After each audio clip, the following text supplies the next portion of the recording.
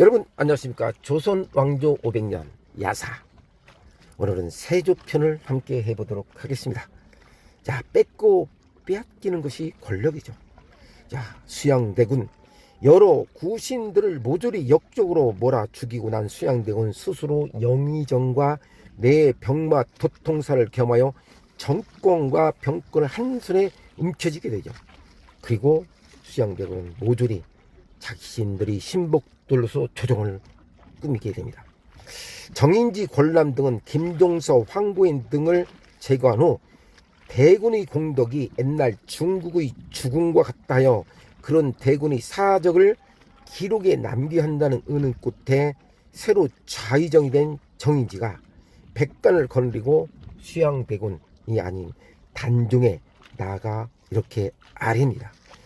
수양대군의 공덕은 1월과 같사오니 그 공덕을 찬양하는 글을 지어 유방 100세토록 함이 지당한 줄 아려라고 얘기를 합니다. 이 정인지 말을 들은 단종은 그저 기가 막힐 뿐이었죠. 어찌할 도리가 없었던 거죠. 야, 마음대로 하오 라고 내뱉듯이 얘기를 합니다. 그리하여 집현전 학자들에게 글을 짓게 할 때 그 눈치를 챈 학자들은 모두들 꺼리하여 자리를 피하듯이 모두 나가버렸는데 한 명 유성은만이 모르고 남아있다가 그만 협박에 못 이겨 마음에 없는 글을 짓고 집에 가서 통곡을 하였다고 합니다.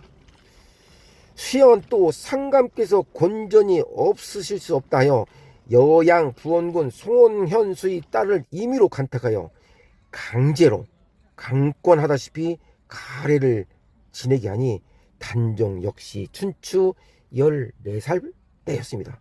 중전은 16살이었죠. 수양의 위엄과 권세는 날로 갈수록 더 심해졌고 그를 따르는 사람들은 살 수 있어도 그를 거스린 사람들은 거의 죽은 것 같았죠.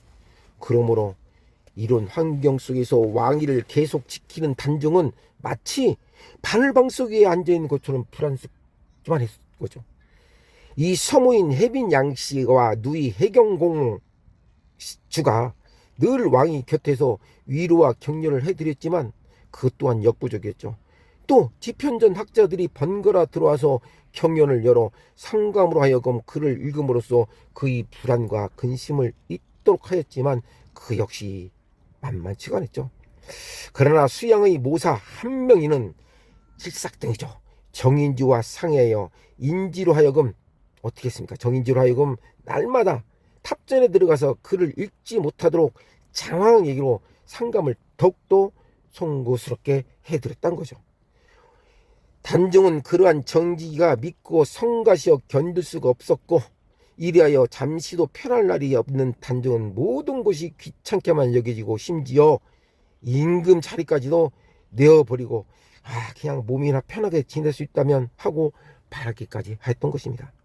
그럭저럭 3년이라는 세월이 질러갔고 그동안 단종은 갖가지 곤란과 비애를 맛보면서도 왕위를 보존하여 왔는데 실로 그 심정 지루하고 우울한 나날이 아닐 수밖에 없었습니다. 그런데 끈덕지게 단종을 괴롭혀 오던 정인지의 무리들은 마침내 누차의 수기 끝에 왕에게 임금의 자리를 물러나라는 선의를 강박해 옵니다. 어느 날 백간을 거느리고 탄제 나온 좌의정 정인지가 이렇게 얘기합니다. 상감하마, 황송하오나 하늘과 땅과 사람의 마음이 한 가지로 돌아가는 것이 있사와 인력으로 막을 길이 없사오니 통촉하여 주십시오. 이제 하늘이 큰 뜻에 응하고 백성들의 마음을 쫓아서 수양대군에게 선의하시기 바랍니다 하였던 것이죠. 참 기가 막히죠. 필경 이런 말이 나올 줄 알았던 것이었지만 그렇다고 단종은 본인에게 다가올 운명이 예감을 할 수 있었던 것이죠. 이런 어린 단종으로서는 더 생각을 볼 것도 없고 귀찮고 두렵고 한스럽기만 이 자리 차라리 어서 내어주고 심신이나 편하게 지내버리라 라는 그런 생각이 늘 가지고 있었던 생각터에 그냥 호연히 이혼하고 말합니다. 이 나라는 선조 태조대왕께서 창업하신 나라이니 그 자손되는 사람이면 누가 차지하든 무슨 상관이 되겠소. 내 이 자리를 내어놓기가 오래전부터 소원이었으나 형들은 나를 편안히 지내도록 하여 주오. 실로 비장한 결이었죠. 눈물겨운 말이었죠. 그러나 얼굴이 두껍고 몰인정한 정인지 무리들은 뜻밖의 왕의 순응하여 일이 잘 되어가는 것만 다행으로 여겨 국궁 백사에게 다시 하렵니다. 안심하시옵소서. 신등이 전하하여금 상왕의 위에 누리게 하고 용체를 편안히 가지시도록 하기 위하여 이 일을 행하옵니다. 라고 아무쪼록 염려치 마시옵소서 하고 이의로 아닌 이의로 합니다. 단종 역시 무슨 생각을 했을까요? 단종의 입에서는 긴 한숨만 흘러나왔습니다. 귀찮은 생각이 들 때마다 차라리 내어주고 싶었던 이 자리, 그러나 드디어 내어주지 않으면 안 되겠구나 하는 생각을 하니 그는 그지없이 허전하기도 하고 서글프기만 했던 거죠. 그러나 오래 짊어지고 있던 무겁고 괴로운 짐을 벗어놓게 된다는 것은 오히려 안도감을 느끼게 했던 것입니다. 그리하여 즉석에서 정인지 등을 시켜 선의한다는 조서를 써서 수양대군에게 전하라 하고는 그는 내전으로 들어갑니다.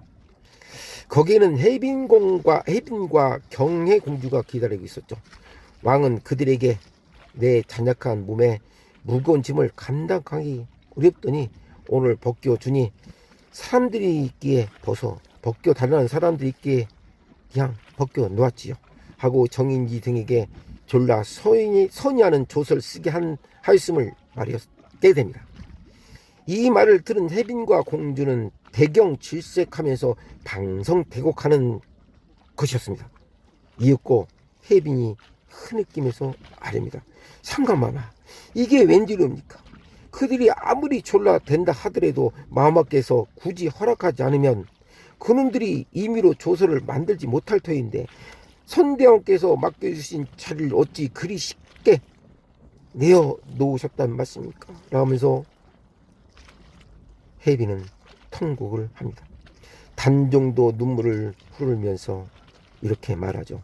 삼강오륜이 다 무너진 때에 내 무엇을 바라고 그 의자를 지킨단 말씀이요. 차라리 하자는 대로 해주고 나서 선왕께서 끼쳐주신 이 몸이나 편안히 보존해 해볼까 함이 하였소만 그것조차 어찌 될지 나도 모르겠소이다 하고 힘없이 말하자 두 여인은 더욱 소리내어 통곡을 했다 합니다. 자, 선의하는 조서를 받은 수양대군은 즉시 입걸하여 눈물을 지으면서 짐짓 조서를 바치며 처음에는 사양하게 되죠. 야육과 음모로서 인정과 천리를 짓밟은 그에게도 한 가닥의 양심이 찌꺼기는 있었던 모양이었습니다. 수양이 울며 사양함을 본 단종은 좌우 신하들 향해 이렇게 물었습니다. 숙부께서 이처럼 사양하니 내 어째야 옳겠는고? 라고 물었습니다. 그러자 권람이 갑자기 일어나 이르기를 전하께서 친히 옥세를 반드시 대군께 전하심이 마땅합니다. 그 말을 들은 단종은 몸소 국부를 받들어 수양하게 옥세를 전달하죠. 내 어리고 우매하여 이 자리를 감당치 못하겠으니 작은아버지께서 받으시오. 이렇게 말하는 어린 왕의 두뇌는 눈물이 하염없이 흐르고 용포 자락을 적시게 됩니다. 그때 수양은 3번 사양하다가 못 이긴 채 하면서 옥세를 받게 되죠. 그러자 누군가 콩국을 하면서 내전에 들어왔습니다. 혜빈 양씨와 경혜공주였죠. 혜빈은 피를 토하는 목소리로 수양을 향해 책말합니다. 여보시오 수양대군, 세상에 이런 법이 어디 있습니까? 당신은 아버님도 형님도 인군도 모르시오. 아버님은 세종을 얘기하는 것이죠. 형은 문종을 얘기한 거죠. 그래 기껏 한다는 것이 용상을 빼앗는 것이었단 말입니까? 아서시오 제발 이러시면 안 되십니다 라고 통곡을 합니다. 그리고는 어전에서 몸부림치며 통곡을 하자 경혜공주는 따라 흐느끼면서 작은아버지 이게 무슨 일입니까? 어찌 이럴 수가 있습니까? 너무하십니다. 너무하세요 라면서 함께 통곡을 하자 수양은 대답할 말이 없어 잠자코 얼굴 붉히면서 앉아있을 때 이렇게 한 명에는 미리 대기시켜 놓은 궁녀들에게 눈을 한번 꿈뻑이면서 말을 합니다. 그러자 무수한 궁녀들이 와르르 달아들여 해빈과 공주를 에워싸고 붙들어 일으켜서 본궁으로 모시고 들어가게 됩니다. 그리고 군줄들을 풀어 파숙해 하였고 그들은 움쩍달싹도 못하게 됩니다. 단종은 가장 자기를 아끼고 기호해주는 섬과 누님으로부터 격리되어 버리고 만 것이죠. 그날 단종을 모시고 이 광경을 바라보고 있던 늙은 내시 김충은은 분함을 익히지 못하고 썩 앞으로 나섰습니다. 그리고 눈을 부릅뜨고 제신들을 향해 이렇게 얘기합니다. 여우십시오. 양반님네들, 당신들은 모두 상가마마의 신하가 아닌가요? 신하로서 군왕을 협박하여 그 자를 빼앗는 그런 법이 어디 있습니까? 창전이 굽어 살펴는 줄 당신들은 모르시오? 이 늙은 놈은 이미 죽을 줄 압니다만 후세에 이 더러운 이름을 남길 당신네들이 가엾습니다. 라고 부르짖게 됩니다. 그 말이 막 끝나자마자 그에 달려드는 금부도사에게 개 끌듯이 끌려나가고 이어 정배를 당하여 배소를 가둔 자객에 칼을 맞아 죽게 됩니다. 이 넷이 김충은 세종 때부터 성상을 섬겨 내려온 사람으로 인품이 충분 강직하여 세종과 문종의 전교를 받들고 잠시도 단종의 곁을 떠나지 않았으면서 정성껏 어린 상감을 섬기기에 게으르지 않았던 사람이었던 거죠. 매양 불측한 수양대군이 고동을 보고 비문하던 중에 특히 정인지가 거의 매일같이 수다를 떨어 단종의 마음을 괴롭게 할 때 자신의 신분을 돌아보지 않고 나서서 그를 꾸짖는 일이 한두 번이 아니었습니다. 그래야 정인지의 미움을 사게 된 그는 필경 정인지가 버린 자객의 손에 목숨을 빼앗던 것이 아닌가 합니다. 자, 한편 전국보 옥세를 받은 수양대군은 그날로 곧 경복궁에서 천이식을 거행하여 왕위에 오르니 그가 바로 조선조 7대 세조입니다. 다음 시간에서 함께 권력은 이렇게 뺏기는 것이다. 수양대군에 대해서 함께 해보도록 하겠습니다. 구독과 좋아요 부탁드리겠습니다. 여러분 안녕하십니까. 조선 왕조 500년 야사, 오늘은 세조편을 함께 해보도록 하겠습니다. 자, 뺏고 빼앗기는 것이 권력이죠. 자, 수양대군 여러 구신들을 모조리 역적으로 몰아 죽이고 난 수양대군 스스로 영의정과 내병마 도통사를 겸하여 정권과 병권을 한 손에 움켜쥐게 되죠. 그리고 수양대군은 모조리 자신들이 신복들로서 조정을 꾸미게 됩니다. 정인지, 권람 등은 김종서, 황보인 등을 제거한 후 대군의 공덕이 옛날 중국의 주군과 같다 하여 그런 대군의 사적을 기록에 남겨야 한다는 의는 끝에 새로 좌의정이 된 정인지가 백간을 거느리고 수양대군이 아닌 단종에 나아가 이렇게 아뢰입니다. 수양대군의 공덕은 1월과 같사오니 그 공덕을 찬양하는 글을 지어 유방 100세토록 함이 지당한 줄 아려라고 얘기를 합니다. 이 정인지 말을 들은 단종은 그저 기가 막힐 뿐이었죠. 어찌할 도리가 없었던 거죠. 야, 마음대로 하오 라고 내뱉듯이 얘기를 합니다. 그리하여 집현전 학자들에게 글을 짓게 할 때 그 눈치를 챈 학자들은 모두들 꺼리하여 자리를 피하듯이 모두 나가버렸는데 한 명 유성원만이 모르고 남아있다가 그만 협박에 못 이겨 마음에 없는 글을 짓고 집에 가서 통곡을 하였다고 합니다. 수양은 또 상감께서 곤전이 없으실 수 없다 하여 여양 부원군 송원현수의 딸을 임의로 간택하여 강제로 강권하다시피 가래를 지내게 하니 단종 역시 춘추 14살 때였습니다. 중전은 16살이었죠. 수양의 위엄과 권세는 날로 갈수록 더 심해졌고 그를 따르는 사람들은 살 수 있어도 그를 거스린 사람들은 거의 죽음과 같았죠. 그러므로 이런 환경 속에서 왕위를 계속 지키는 단종은 마치 바늘방 속에 앉아있는 것처럼 불안하기만 했을 거죠. 이 서모인 혜빈 양씨와 누이 혜경공 주가 늘 왕이 곁에서 위로와 격려를 해드렸지만 그것 또한 역부족이었죠. 또 지편전 학자들이 번갈아 들어와서 경연을 열어 상감으로 하여금 글을 읽음으로써 그의 불안과 근심을 잊도록 하였지만 그 역시 만만치가 않았죠. 그러나 수양의 모사 한 명이는 칠삭등이죠.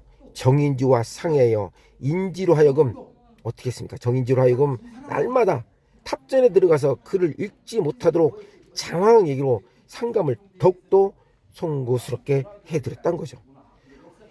단종은 그러한 정지가 믿고 성가시어 견딜 수가 없었고 이리하여 잠시도 편할 날이 없는 단종은 모든 것이 귀찮게만 여겨지고 심지어 임금 자리까지도 내어버리고 그냥 몸이나 편하게 지낼 수 있다면 하고 바라기까지 했던 것입니다. 그럭저럭 3년이라는 세월이 질러갔고 그동안 단종은 갖가지 곤란과 비애를 맛보면서도 왕위를 보존하여 왔는데 실로 그 심정 지루하고 우울한 나날이 아닐 수밖에 없었습니다. 그런데 끈덕지게 단종을 괴롭혀 오던 정인지의 무리들은 마침내 누차의 수기 끝에 왕에게 임금의 자리를 물러나라는 선의를 강박해 옵니다. 어느 날 백관을 거느리고 탄저에 나온 좌의정 정인지가 이렇게 얘기합니다. 상감하마, 황송하오나 하늘과 땅과 사람의 마음이 한 가지로 돌아가는 것이 있사와 인력으로 막을 길이 없사오니 통촉하여 주십시오. 이제 하늘이 큰 뜻에 응하고 백성들의 마음을 쫓아서 수양대견에게 선의하시기 바랍니다 하였던 것이죠. 참 기가 막히죠. 필경 이런 말이 나올 줄 알았던 것이었지만 그렇다고 단종은 본인에게 다가올 운명이 예감을 할 수 있었던 것이죠. 이런 어린 단종으로서는 더 생각을 볼 것도 없고 귀찮고 두렵고 한스럽기만 이 자리 차라리 어서 내어주고 심신이나 편하게 지내버리라 라는 그런 생각이 늘 가지고 있었던 생각터에 그냥 호연히 이혼하고 말합니다. 이 나라는 선조 태조대왕께서 창업하신 나라이니 그 자손되는 사람이면 누가 차지하든 무슨 상관이 되겠소. 내 이 자리를 내어놓기가 오래전부터 소원이었으나 형들은 나를 편안히 지내도록 하여 주오. 실로 비장한 결이었죠. 눈물겨운 말이었죠. 그러나 얼굴이 두껍고 몰인정한 정인지 무리들은 뜻밖에 왕의 순응하여 일이 잘 되어가는 것만 다행으로 여겨 국궁 백사에게 다시 하렵니다. 안심하시옵소서. 신등이 전하하여금 상황의 위에 누리게 하고 용체를 편안히 가지시도록 하기 위하여 이 일을 행하옵니다 라고 아무쪼록 염려치 마시옵소서 하고 이의로 아닌 이의로 합니다. 단종 역시 무슨 생각을 했을까요? 단종의 입에서는 긴 한숨만 흘러나왔습니다. 귀찮은 생각이 들 때마다 차라리 내어주고 싶었던 이 자리, 그러나 드디어 내어주지 않으면 안 되겠구나 하는 생각을 하니 그는 그지없이 허전하기도 하고 서글프기만 했던 거죠. 그러나 오래 짊어지고 있던 무겁고 괴로운 짐을 벗어놓게 된다는 것은 오히려 안도감을 느끼게 했던 것입니다. 그리하여 즉석에서 정인지 등을 시켜 선의한다는 조서를 써서 수양대군에게 전하라 하고는 그는 내전으로 들어갑니다. 거기에는 혜빈과 경혜공주가 기다리고 있었죠. 왕은 그들에게 내 잔약한 몸에 무거운 짐을 감당하기 어렵더니 오늘 벗겨주니 사람들이 있기에 벗겨달라는 사람들이 있기에 그냥 벗겨놓았지요 하고 정인지 등에게 졸라 선의하는 조서를 쓰게 하였음을 말하게 됩니다. 이 말을 들은 혜빈과 공주는 대경질색하면서 방성대곡하는 것이었습니다. 이윽고 혜빈이 흐느끼면서 아랍니다. 상감하나 이게 웬일입니까? 그들이 아무리 졸라 된다 하더라도 마마께서 굳이 허락하지 않으면 그놈들이 임의로 조서를 만들지 못할 터인데 선대왕께서 맡겨주신 자리를 어찌 그리 쉽게 내어놓으셨단 말씀입니까? 라면서 해비는 통곡을 합니다. 단종도 눈물을 흐르면서 이렇게 말하죠. 삼강오륜이 다 무너진 때에 내 무엇을 바라고 그 의자를 지킨단 말씀이요. 차라리 하자는 대로 해주고 나서 선왕께서 끼쳐주신 이 몸이나 편안히 보존해 해볼까 함이 하였소만 그것조차 어찌 될지 나도 모르겠소이다 하고 힘없이 말하자 두 여인은 더욱 소리내어 통곡을 했다 합니다. 자, 선의하는 조소를 받은 수양대군은 즉시 입결하여 눈물을 지으면서 짐짓 조소를 바치며 처음에는 사양하게 되죠. 야육과 음모로서 인정과 천리를 짓밟은 그에게도 한 가닥의 양심이 찌꺼기는 있었던 모양이었습니다. 수양이 울며 사양함을 본 단종은 좌우 신하들 향해 이렇게 물었습니다. 숙부께서 이처럼 사양하니 내 어째야 옳겠는고? 라고 물었습니다. 그러자 권람이 갑자기 일어나 이르기를 전하께서 친히 옥세를 반드시 대군께 전하심이 마땅합니다. 그 말은 들은 단종은 몸소 국보를 받들어 수양에게 옥세를 전달하죠. 내 어리고 우매하여 이 자리를 감당치 못하겠으니 작은아버지께서 받으시오. 이렇게 말하는 어린 왕의 두뇌는 눈물이 하염없이 흐르고 용포 자락을 적시게 됩니다. 그때 수양은 3번 사양하다가 못 이긴 채 하면서 옥세를 받게 되죠. 그러자 누군가 콩국을 하면서 내전에 들어왔습니다. 해빈 양씨와 경혜공주였죠. 해빈은 피를 토하는 목소리로 수양을 향해 책말합니다. 여보시오 수양대군, 세상에 이런 법이 어디 있습니까?